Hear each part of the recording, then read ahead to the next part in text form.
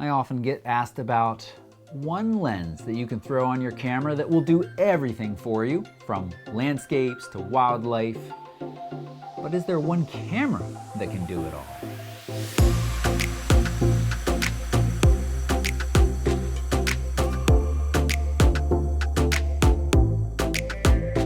A few weeks ago, as I was packing my camera bag for 2 weeks of photography teaching in Iceland, I was loading it up with several cameras that I was testing at the time, and I was starting to run out of room for my telephoto lens. So I decided to try this out. This is the Sony RX10 IV. This is Sony's super zoom point and shoot, and it's built around their excellent 1-inch backside illuminated sensor and paired with a 35mm equivalent lens that gives you 24 to 600 millimeters. 24 to 600 millimeters of zoom. I mean, sure, Nikon's recently released the P1000, and that goes to 3000 millimeters. But one, that uses a typical half-inch sensor. This 1-inch sensor is twice as big. That actually makes a very noticeable difference, especially in lower light situations. And here is where I was really impressed with the RX10. The autofocusing system is excellent. It is borrowing from a very high-end Sony camera. So pair that with the fact that you can do 20 frames per second, and you have a very versatile camera capable of fast focusing, capably tracking fast-moving subjects, and producing excellent images across the complete range. This 24 to 600 is a fantastic lens. I use this for lots of photos of our clients. I even captured some low-light aurora shots of this and extensively tested the autofocusing system on birds in flight while I was in Iceland. And that typically is one of the more challenging subjects for autofocusing systems, and I was very impressed. You add in the fact that you have great 4K features, including a mic jack, and you have one camera that is solid for both photos and video. And Sony even added in the clear view zoom, which during video recording gives you an additional zoom features at no drawbacks. And the incredible high frame rate, super slow-mo video, though those are short, just seconds in length, but can be very fun or very interesting in certain situations.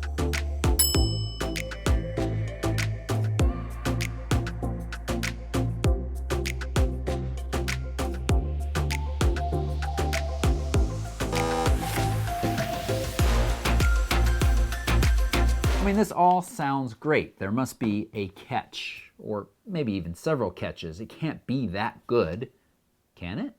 Well, it really is excellent. But of course, there are a couple of drawbacks. Before we get to those, let me just kind of tell you up front who I think this camera is perfect for. It's someone who doesn't have a current DSLR or mirrorless camera and is about to go on an awesome trip with possibilities of wildlife. I mean, something like an African safari or an Alaskan cruise or a road trip through Yellowstone National Park, places that mix beautiful scenery with awesome or potentially awesome animal encounters. I mean, and especially if you're someone that just doesn't want to carry around a bigger camera. As soon as you talk about 600 millimeters of range, you're talking about significantly large lenses. But let's hit those catches or drawbacks before we wrap this up. I mean, first is the price. This is a $1,700 point and shoot, $1,698. I mean, that is a significant amount of money. The good news, you are getting the best super zoom point and shoot on the market. You just have to pay for it. And for comparison, something like the Canon 80D, a fairly typical and capable DSLR, paired with the Tamron 18 to 400, it's actually only $150 more. But it's a pound more in weight and significantly bulkier, but ultimately does give you more room to grow as a photographer, and with that larger APS-C size sensor, gives you better low light capabilities. Though on the other hand, you give up some capabilities like the 4K and some of those other bells and whistles that this Sony provides. Those trade-offs are up to you. Another drawback besides price is battery life. You're going to need at least 2 batteries to get through a day's use, and if you're shooting a lot of video, even if you're shooting just a bit of video, a bit more of batteries. I mean, these Sony batteries, these are the FW50s. They're small, they just don't last very long. And this stings a little. Even though you're paying $1,700 for this camera, you don't actually get a battery charger in the box. I mean, yes, you can charge this battery through the camera, through USB, any wall wart that you have already, or even a USB battery pack will charge this, which I think is very useful for a travel camera. But on the other hand, it would be nice to have an additional charger, especially since you're going to be charging more than one battery at night. Or just buy an aftermarket USB charger. I recommend this USB Travel from B&H. I'm also annoyed that this otherwise awesome content creation tool doesn't offer any built-in time-lapse options, not even a video lapse option. And the screen is just tilting, which limits its usefulness as a vlogging tool. Again though, I see this targeted as that traveler that wants some frame-filling wildlife photos and videos, but doesn't want to carry around a bigger system and deal with changing lenses. And for that, this is an excellent camera. I do suggest you watch used prices on B&H. From time to time, you can save a couple hundred on this model, even though it's fairly new.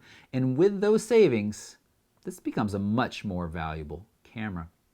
If you've got any questions about this camera or similar setups, feel free to leave a comment below and follow me on Instagram where I share more from my travels, and I'm always happy to chat with you about photography.